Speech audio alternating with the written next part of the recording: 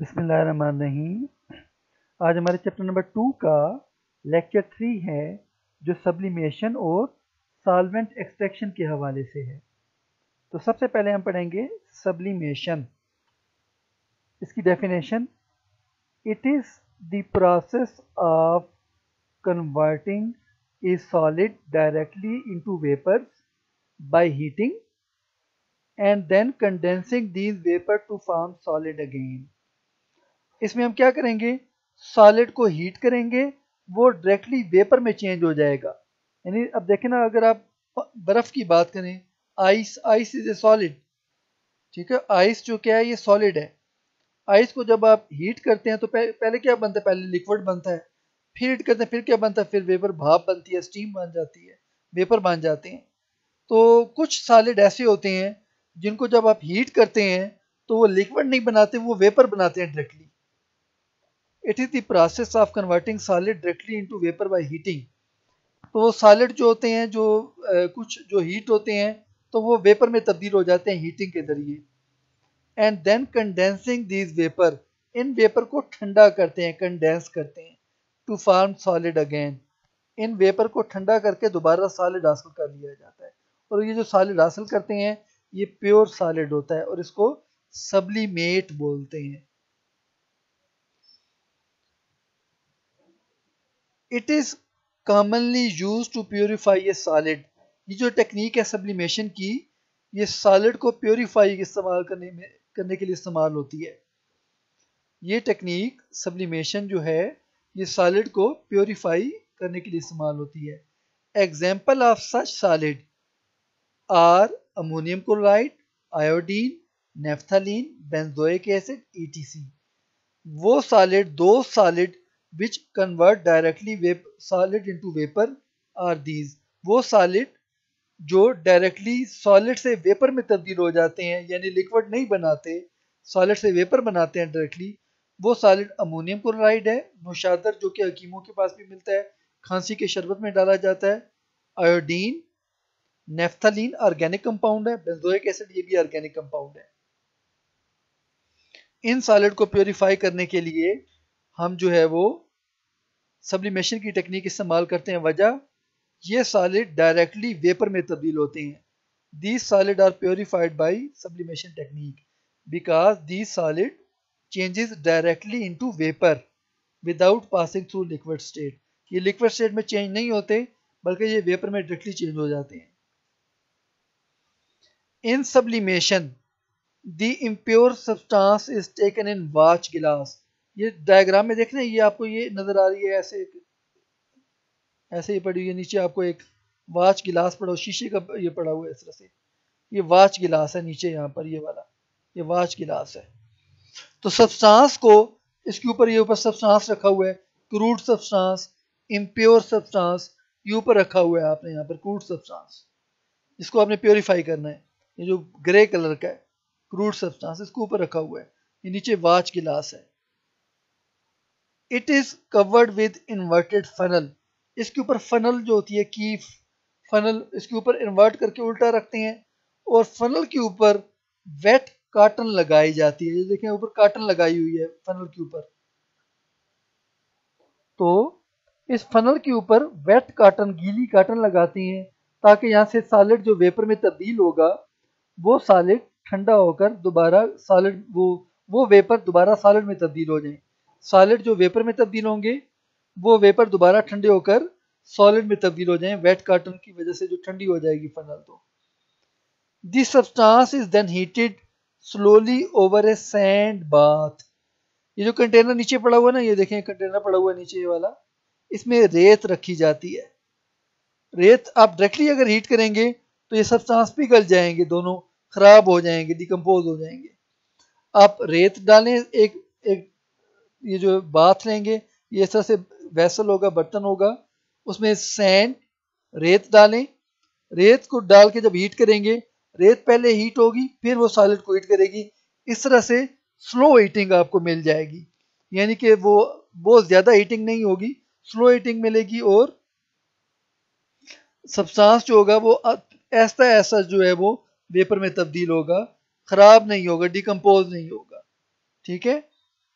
उसके the funnel is cooled with wet cotton, ये जो फनल है इसके ऊपर वेट कॉटन लगाई हुई है। The pure solid is attach on the inner side of the funnel, यहां से सॉलिड वेपर में चेंज होता है और अंदर देखिए यहाँ पर अटैच हो गया, इस जगह पर सॉलिड अटैच हो जाता है, इस जगह पर और इस जगह पर सॉलिड अटैच हो जाता है, ये अटैच सॉलिड अटैच सब्लिमेट, इस सॉलिड को सब्लिमेट कहते हैं। ये प्योर सॉलिड होता है और इस सॉलिड को सब्लिमेट कहते हैं। इस सॉलिड को जब ये प्रोसेस कंप्लीट हो जाता है, ये प्रोसेस मुकम्मल हो जाता है, फनल को रिमूव करते हैं, हटाते हैं और स्क्रैच करके सॉलिड को उतार लिया जाता है, अलग कर लिया जाता है। ये प्रोसेस सब्लिमेशन कहलाता है। ये डायग्राम आपको आनी चाहिए बनानी, कैसे बनाते हैं डायग्राम, आसान डायग्राम है, मुश्किल नहीं है। सॉल्वेंट एक्सट्रैक्शन दूसरी टेक्निक है ये। In this technique a solute is separated from solution. To do this another solvent is added to the solution. तो सॉल्यूट क्या होता है? सबसे पहले सॉल्यूशन मिक्सचर होता है दो या दो से ज्यादा सब्सटेंसेस का। Solution is a mixture of homogeneous mixture of two or more substances. Solution is homogeneous mixture of two or more substances. जैसे आप चीनी को पानी में डिजॉल्व करते हैं तो सॉल्यूशन जो बनता है, the solution of sugar and water is a true solution, homogeneous mixture.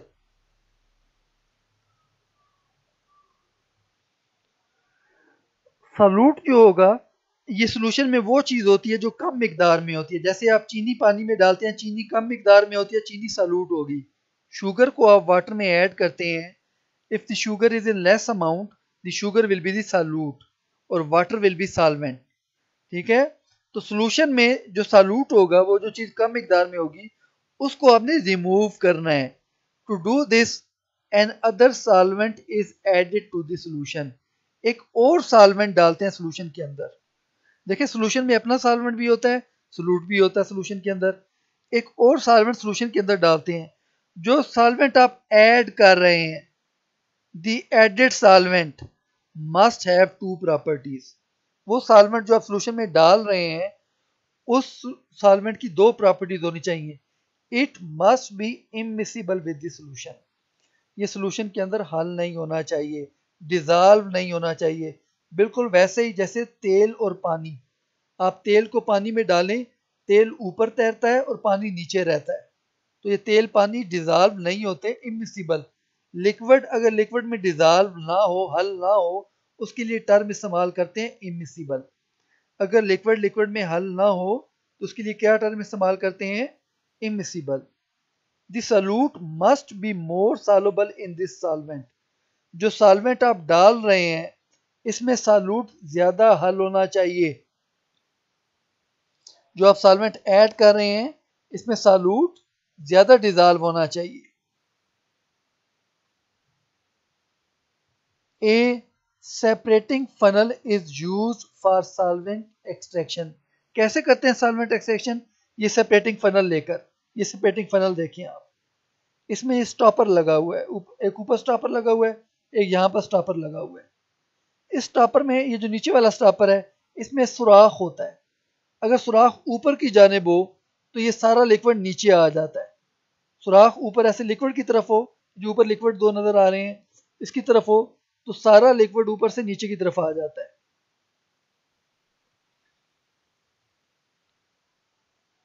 तो पहले सॉल्यूशन डालते हैं और फिर सॉल्वेंट जो होता है फिर वो डालते हैं। सॉल्यूशन डाला आपने, फिर सॉल्वेंट डाला आपने, फनल को ऊपर से बंद कर दिया, यहां से बंद कर दिया।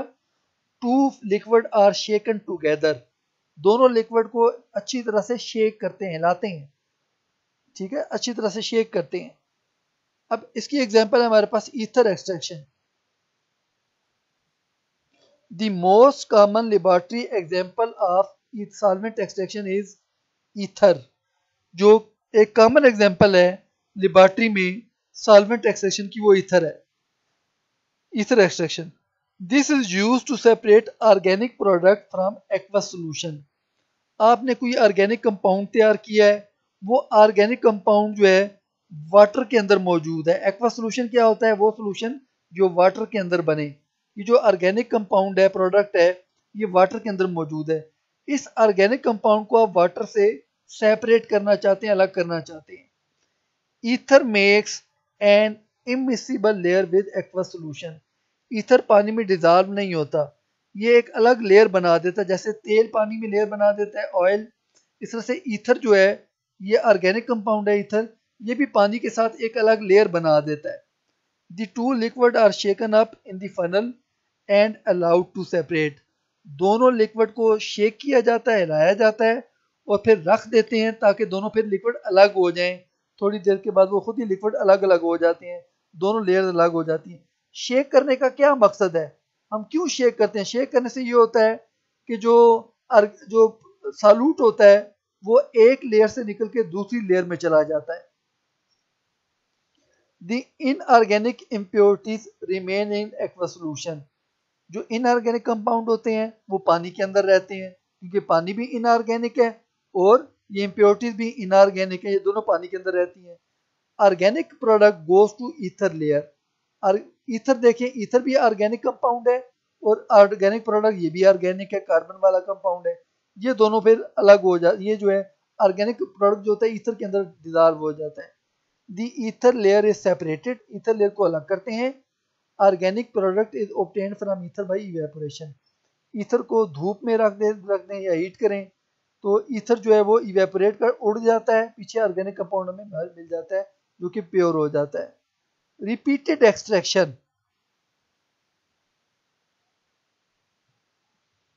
रिपीटेड एक्सट्रैक्शन, रिपीटेड का मतलब ये जो हमने काम किया है ऊपर, यानी कि हमने एक्वा सोल्यूशन पानी के अंदर ईथर डाला है और इस प्रोसेस को शेक किया, ये प्रोसेस कंटिन्यू करते हैं, रिपीट करते हैं, बार बार रिपीट करते हैं।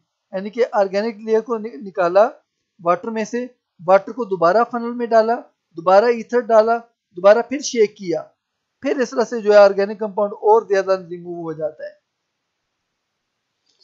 Repeated extraction using small portion of solvent are more efficient than using single but larger volume of solvent।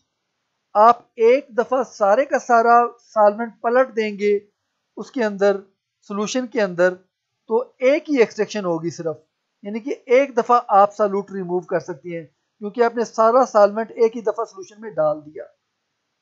अगर आप सॉल्वेंट के हिस्से बना लेंगे, if you divide solvent in 3 parts, 4 parts or 5 parts and then use these parts one by one for solvent extraction, you will extract more solute। आप ज्यादा solute निकाल लेंगे फ्रॉम सॉल्यूशन से। तो अगर आप एक दफा सारा सॉल्वेंट ऐड करेंगे, आप एक ही दफा जो solute होगा वो रिमूव कर सकेंगे, बाकी जो solute पीछे रह जाएगा वो आप रिमूव नहीं कर पाएंगे। आप क्या करें, आप सॉल्वेंट जो है उसके हिस्से कर लें, पार्ट बना लें, डिवाइड कर लें सॉल्वेंट को मुख्तलिफ हिस्सों में। अब एक हिस्सा डालें पहले सॉल्वेंट का, सॉल्यूशन के अंदर शेक करें, दोनों सॉल्वेंट को अलग कर लें, फिर दोबारा सॉल्यूशन डालें उसके अंदर, फिर दूसरा हिस्सा डालें सॉल्वेंट का, उसे शेक करें, सॉल्वेंट को अलग करें। आप ये प्रोसेस रिपीट करेंगे, इस तरीके से more solute can be extracted. Each part is used separately to extract solute from same solution. हर हिस्सा है वो एक ही सॉल्यूशन में बार बार डाला जाता है और वो उससे सॉल्वेंट जो है उससे सॉल्यूट रिमूव किया जाता है। इन दिस वे, इस तरीके से more solute can be extracted, ज्यादा सॉल्यूट हम रिमूव कर सकते हैं। Using single but larger volume of solvent.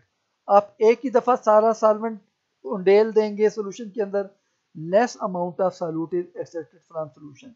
आप कम मिकदार में सॉल्यूट हासिल कर सकते हैं, जो अपना प्रोडक्ट है वो कम मिकदार में हासिल करेंगे। All of the solvent is use only for one extraction. सारे का सारा सॉल्वेंट आपने सिर्फ एक ही एक्सट्रैक्शन में लगा दिया और वो थोड़ा सा सॉल्यूट रिमूव होगा, बाकी पीछे रह जाएगा। दिस टेक्निक इज यूजफुल, ये मुफीद होती है volatile and thermally unstable product. कैसे प्रोडक्ट जो वोलेटाइल वेपर में तब्दील हो जाएं और थर्मली अनस्टेबल हो, यानी कि हीट से डिकम्पोज करते हैं। अब आपने देखा हमने यहाँ पे कोई हीटिंग की बात की, हमने कोई हीटिंग की बात नहीं की, यहाँ पर। तो यहाँ पर जो ऐसा प्रोडक्ट जो वोलेटाइल, वोलेटाइल कहते हैं जो वेपर में आसानी से तब्दील हो जाए, जो बुखारात में आसानी से तब्दील हो जाए, उसे वोलेटाइल बोलते हैं। तो ऐसा प्रोडक्ट जो वोलेटाइल हो, वेपर में तब्दील हो जाता हो और हीट से खराब हो जाता हो, हीटिंग से डिकम्पोज हो जाता हो, उसके लिए हम ये जो है सॉल्वेंट एक्सट्रैक्शन की टेक्निक इस्तेमाल करते हैं। अब आपको एक वीडियो दिखाता हूँ, आपको ज़्यादा क्लियर हो जाएगा इसके बारे में, सॉल्वेंट एक्सट्रैक्शन कैसे परफॉर्म की जाती है। ये सेपरेटिंग फनल ली हमने, इसके ऊपर एक और फनल लगाई, इसमें हम वो सोल्यूशन डालेंगे जिस सोल्यूशन में से हमने सॉल्यूट को या इम्प्योरिटीज को अलग करना है। ये हमने सोल्यूशन डाल दिया, इसको नीचे से देखिए हमने इसको बंद किया हुआ है, नीचे से बंद किया हुआ है। अब क्या करेंगे, अब हम इसमें सॉल्वेंट डालेंगे जिसके जरिए हमने सॉल्यूट को निकालना है। ये सॉल्वेंट देखें, ऊपर सॉल्वेंट की लेयर अलग है और सोल्यूशन की लेयर अलग है। देखें सॉल्वेंट की लेयर अलग है, ऊपर आपको नजर आ रही है वाजिया, सेपरेट लेयर होनी चाहिए दोनों की, मिक्स नहीं हो जाना चाहिए दोनों सॉल्वेंट को। अब इसको निकालेंगे, स्टॉपर लगाया है इसके ऊपर, इसको शेक करेंगे। पहले इसमें से जो है वो एयर निकालेंगे, शेक किया इसको, फिर दोबारा एयर निकाली, फिर शेक करेंगे इसको, फिर दोबारा एयर निकाली, फिर शेक करेंगे। ये शेक करने वाला प्रोसेस जो है जारी रखेंगे ताकि सोल्यूशन अच्छी तरह से मिक्स हो जाए और सॉल्यूट जो होगा वो शिफ्ट हो जाए ऊपर वाली लेयर में। अब इसको रख देंगे थोड़ी देर के लिए। अब देखें ऐसा ऐसा देखें ऊपर वाली लेयर अलग हो रही है और नीचे वाली लेयर अलग हो रही है। कुछ देर के बाद देखें ऊपर वाली लेयर अलग और नीचे वाली लेयर अलग। ऊपर से स्टॉपर को अलग कर देंगे। अब यहाँ नीचे से खोलेंगे, अब नीचे से खोलेंगे तो ये सॉल्वेंट, ये ब्लू नीचे वाला जो सोल्यूशन है वो नीचे आना शुरू हो गया है। जैसे ही ये नीचे वाला सॉल्वेंट सोल्यूशन जो है ये नीचे होगा, इसको रोक देंगे, पूरा नहीं आपने। अब ऐसा देखिए सुराख है यहाँ पर, ये सुराख अब नीचे की तरफ करेंगे, नीचे की तरफ ये वो निकल गया, सोल्यूशन निकल गया। अब ये ऊपर वाले सॉल्वेंट जिसमें हमारा प्रोडक्ट आ चुका है, सॉल्यूट आ चुका है, सॉल्यूट हमारा प्रोडक्ट जो इसमें आ गया है, इसको हम अलग कर लेंगे। इसको अब निकाल लेंगे किसी और फनल के अंदर, इसको अब वेसल में निकाल लेंगे, इस फ्लास्क के अंदर निकाल लेंगे, इसको अलग कर दिया। अब जो सोल्यूशन हमने निकाला था पहले, सबसे पहले सोल्यूशन, ये सोल्यूशन हम दोबारा डालेंगे हम उसके अंदर। एक और फनल रखी नीचे, इस सोल्यूशन को दोबारा डाला। जो सोल्यूशन जो अभी हमने इस्तेमाल किया था पहले, इस सोल्यूशन को हमने दोबारा डाल दिया। इसे कहते हैं रिपीटेड एक्सट्रैक्शन। हम इस प्रोसेस को रिपीट कर रहे हैं। अब नया सॉल्वेंट और डालेंगे इसके अंदर। अब नया सॉल्वेंट लिया, जो हमने पोर्शन बनाया हुआ था, ये रिपीटेड एक्सट्रैक्शन कहलाती है। तो इससे हम ज्यादा सॉल्यूट निकाल सकते हैं। देखिए सॉल्वेंट की लेयर अलग है और नीचे सोल्यूशन की लेयर अलग है, ये दोनों अलग अलग होने चाहिए। दोबारा इसके ऊपर लगाएंगे हम स्टॉपर, स्टॉपर लगाया इसके ऊपर, इसको शेक किया और ये हमने जो है वो सोल्यूशन में से सॉल्यूट को अलग कर लिया। तो ये हमारे पास प्रोसेस था सॉल्वेंट एक्सट्रैक्शन का। Solvent extraction is an equilibrium process, ये एक तवाज़न का प्रोसेस है। ये डिस्ट्रीब्यूशन लॉ या पार्टीशन लॉ को जो है वो फॉलो करता है, उसकी पैरवी करता है। डिस्ट्रीब्यूशन लॉ क्या है? दिस लॉ स्टेट्स दैट, ये लॉ बयान करता है, ए solute distribute itself between two immiscible liquid. एक सॉल्यूट जो है वो अपने आप को दो इमिसिबल, वो जो हल नहीं होते, आपने देखा था ना, दो लिक्विड हल नहीं हो रहे थे, सॉल्यूट अपने आप को दो इमिसिबल लिक्विड में जो है वो तकसीम कर देता है in a constant ratio of concentration. Solvent अपने आप को एक जो कंसंट्रेशन मिकदार के जो इनकी जो रेशियो कंसंट्रेशन होती है वो कांस्टेंट होती है दोनों सॉल्वेंट के अंदर। सॉल्यूट अपने आप को तकसीम करता है दो सॉल्वेंट के दरमियान, दो लिक्विड के दरमियान कांस्टेंट रेशियो के साथ, यानी कि आप बराबर जो रेशियो जो होगी वो कांस्टेंट रहेगी, irrespective independent of the amount of solute added. इससे फर्क नहीं पड़ता कि सॉल्यूट आप जितना मर्जी डाल लें, जो रेशियो होगी सॉल्यूट के डिस्ट्रीब्यूट होने की, तकसीम होने की दो सॉल्वेंट के दरमियान, वो कांस्टेंट रहेगी। ठीक है, एक सॉल्यूट अपने आप जो तकसीम करेगा दो सॉल्वेंट के दरमियान, उसकी रेशियो कांस्टेंट रहेगी सॉल्यूट की, दोनों सॉल्वेंट के दरमियान, दोनों लिक्विड के दरमियान जितना मर्जी आप सॉल्यूट डालें। यानी कि अगर रेशो 1:3 की है तो ये रेशो आप जितना मर्जी सॉल्यूट डालें ये रेशो बरकरार रहेगी। Experimental evidence, this law is based on experimental evidence. The example is the distribution of iodine between two immiscible solvent. हम यहाँ पे आयोडीन की एग्जांपल ले रहे हैं दो इमिसिबल सॉल्वेंट के दरमियान।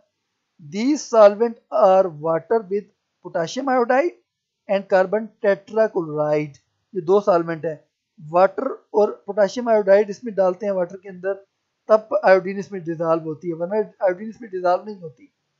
वाटर इनऑर्गेनिक सॉल्वेंट है और कार्बन टेट्राक्लोराइड ऑर्गेनिक और नॉन पोलर सॉल्वेंट है। Iodine is insoluble in water, iodine पानी के अंदर हल नहीं होती। इट रिएक्ट्स विद आयोडाइडाइन, जो पोटाशियम आयोडाइड आप डाल रहे हैं ना पानी के अंदर, तो आयोडीन इससे रिएक्शन करती है और फॉर्म सॉल्युबल ट्राई आयोडाइडाइन, ये ट्राई आयोडाइन सॉल्युबल बनाती है। Triiodide gives brown colour in the water. ये आपने वाटर लिया, इसमें आयोडीन डाला, इसमें पोटाशियम आयोडाइड भी डाला, तो ट्राई आयोडाइडाइन बना और पानी का कलर क्या हो गया, ब्राउन कलर हो गया। अब क्या करेंगे, आप इसमें डालेंगे कार्बन टेट्राक्लोराइड। कार्बन टेट्राक्लोराइड की देखें लेयर कलरलेस है, इसमें कोई कलर नहीं है। अब आप इन दोनों लिक्विड को शेक करेंगे, शेक करने से क्या होगा, दोनों लिक्विड मिक्स होंगे। आयोडीन जो होगी, ये ट्राई आयोडाइन जो आइन है, ये डिकम्पोज होगा और ये आयोडीन बनाएगा। ये देखें आयोडीन बनाएगा। ये आयोडीन ऊपर वाली जब लेयर में जाएगी तो ऊपर वाली लेयर जो होती है वो पर्पल हो जाती है, और नीचे वाली लेयर जो पानी वाली लेयर है, पानी से बनी, इसमें ट्राई आयोडाइन है, ये नीचे वाली लेयर इसका रंग मध्यम हो जाता है, इसका रंग जो होता है वो फेड हो जाता है, मध्यम हो जाता है। वजह क्या हुई, इसका रंग मध्यम क्यों हो गया, क्योंकि आयोडीन नीचे वाली लेयर से ऊपर वाली लेयर में शिफ्ट हो रही है। आप शेक करते रहे इसको, आप देखेंगे कि जो दोनों में रंग है वो एक जैसा, वो रंग उसके जो है वो फिक्स हो गया, रंग कांस्टेंट हो गया। अब कलर चेंज नजर नहीं आएगा जितना मर्जी आप शेक कर दें। नीचे वाला इधर डार्क, इधर नीचे वाला जो है वो लाइट ब्राउन है, हल्का ब्राउन है, और ऊपर वाला जो है वो पर्पल कलर हो गया है। तो ये रिएक्शन दिया, ये इक्विलिब्रियम होगा, देखें ये इक्विलिब्रियम एस्टैब्लिश होगा। आयोडीन ये सॉल्युबल है कार्बन टेट्राक्लोराइड में और पर्पल कलर देगी, और ट्राइआयोडाइन ये सॉल्युबल है वाटर में और ये ब्राउन कलर देगा, ये ब्राउन कलर दिया है इसने। इनको शेक करने पर, जब शेक करेंगे दोनों लेयर को, तो आयोडीन नीचे वाली लेयर से ऊपर वाली लेयर में जाएगी और ऊपर वाली लेयर का कलर जो होगा वो पर्पल हो जाएगा और नीचे वाले का लाइट ब्राउन हो जाएगा, क्योंकि आयोडीन यहाँ से निकलकर ऊपर वाली लेयर में चली गई है। At equilibrium, the rate of transfer of iodine from CCl4 to water is equal to the rate of transfer of iodine from water to CCl4।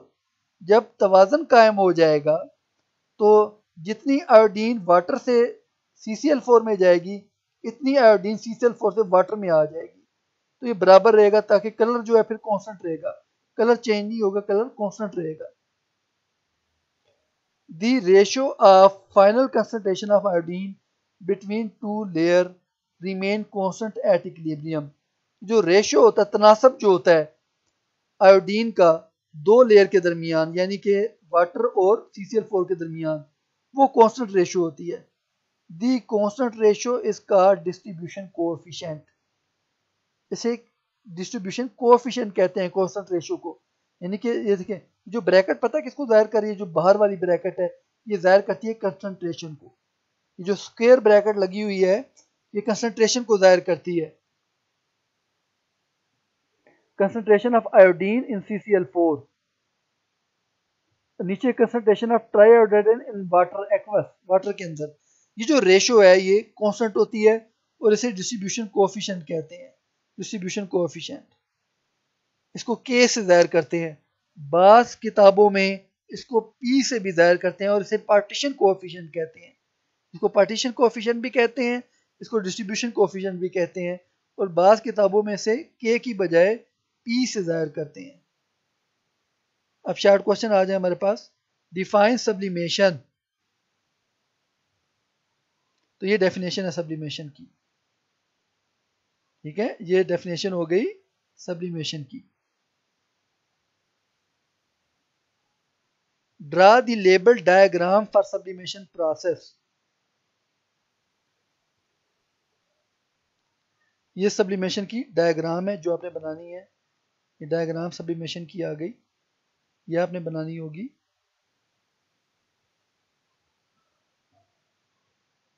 What should be the properties of added solvent in solvent extraction? जो आप solvent add करते हैं solution के अंदर, उसकी properties क्या होनी चाहिए? उसकी दो प्रॉपर्टीज होनी चाहिए एडेड सॉल्वेंट। ये देखें, ये दो प्रॉपर्टीज होनी चाहिए जो आप सॉल्वेंट ऐड कर रहे हैं। इट मस्ट बी इमिसिबल और इसको सॉल्यूट ज्यादा डिजॉल्व करना चाहिए।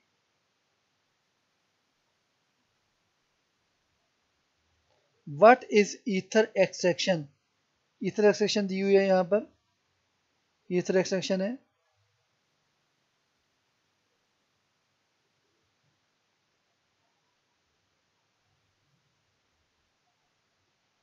ये ईथर एक्सट्रैक्शन लिखेंगे। नंबर 5, व्हाट इज पार्टीशन और डिस्ट्रीब्यूशन लॉ? ये बोर्ड में शार्ट क्वेश्चन आया हुआ है।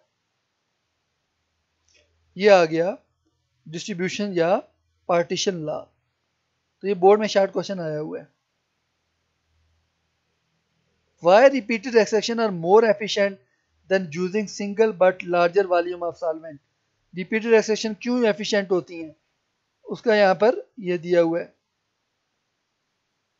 ये रिपीटेड एक्सट्रैक्शन ये लिखेंगे आप, 3 लाइनें, ये शार्ट क्वेश्चन किया। ये भी बोर्ड में शार्ट क्वेश्चन आया हुआ है। Thank you for your participation. For more videos, please subscribe the channel.